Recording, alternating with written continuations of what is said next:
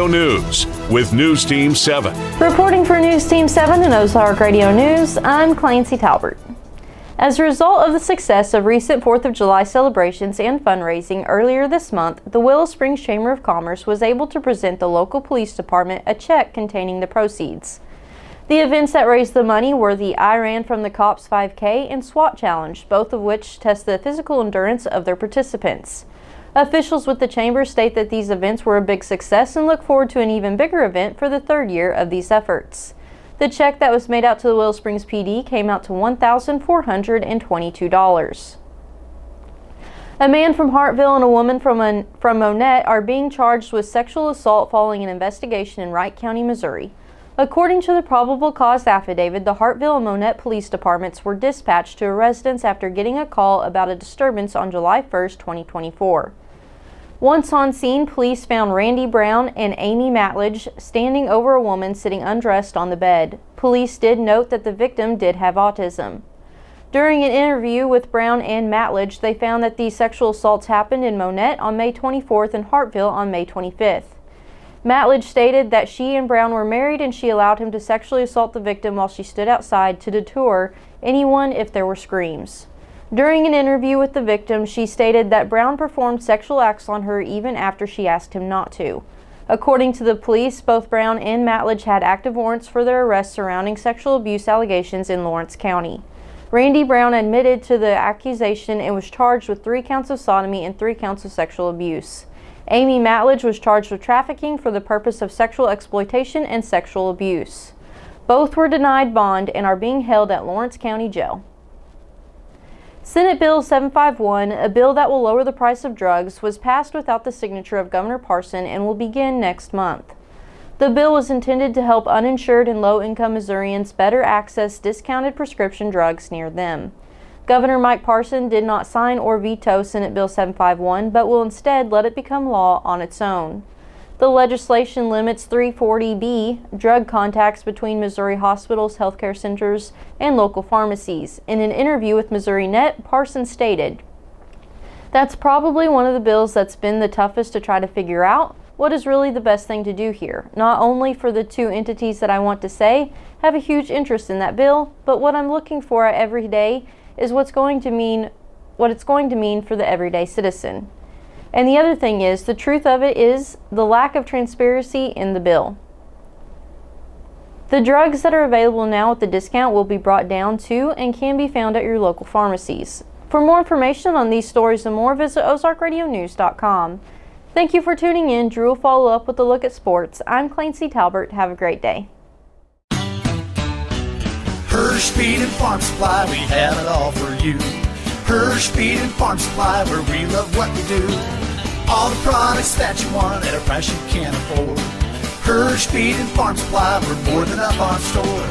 Garden, clothing, pet supplies, farm and household too.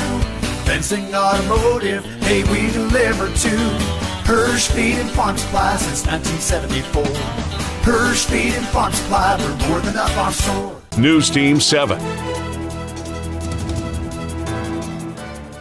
Thank you, Clancy, for that news update. Good afternoon. This is Drew Joyce with Ozark Radio News and News Team 7 for your sports.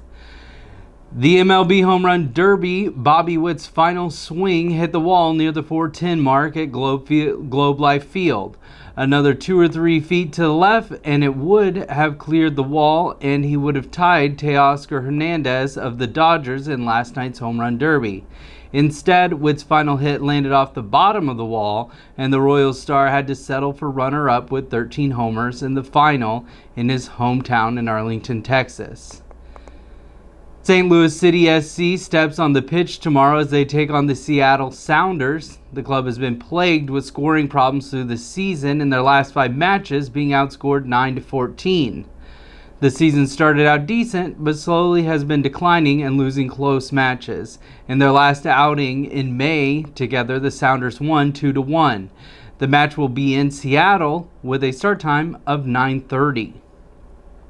Tonight the All-Star Game will be underway at 7:30 in Dallas, Texas. For the National League, the phenom rookie pitcher from the Pirates, Paul Skeens, will take the mound. In the last 3 games, he's pitched a 1.35 ERA with 10 hits allowed and 28 strikeouts. For the American League, Corbin Burns will take the mound, pitching a 2.84 ERA with 22 hits allowed and 17 strikeouts. For more sports, run over to ozarkradionews.com/sports, but stay dialed in. Next, we'll have John Thompson in the Weather Center. For Ozark Radio News and News Team 7, I'm Drew Joyce, signing out. This summer, make memories that will last a lifetime with the perfect SUV from Bailey Chevy GMC. Wherever the road takes you, make sure that you're riding in style, comfort, and safety. What better way to hit the open road than with an SUV that fits your family and all your luggage perfectly? Head on over to Bailey Chevy GMC in beautiful downtown Willow Springs today to find the right SUV for your family, and together, let's drive. Call 469-3111. Bailey team is gonna get it done. News Team 7. Thank you, Drew, for the sports update. Good afternoon. I'm John Thomason with Ozark Radio News and News Team 7 in the Weather Center. For today, we currently have a heat advisory through 8 p.m. this evening, and with possible severe weather, we have a flood watch until 7 a.m. tomorrow morning. Otherwise, it'll be mostly sunny and very hot with a high near 97. Heat index values could reach 106. Tonight, showers and thunderstorms are likely. 1 to 2 inches of rain is possible. And tonight, the low will be around 71. Tomorrow, showers and a possible thunderstorm throughout the day, with new rainfall amounts up to 3/4 of an inch. The high will be around 85 and cool off into the night to a low around 65. For more weather information, go to ozarkradionews.com/weather and check out daily and weekly weather updates, closures, delays, and more. Thank you for tuning in. I'm John Thomason.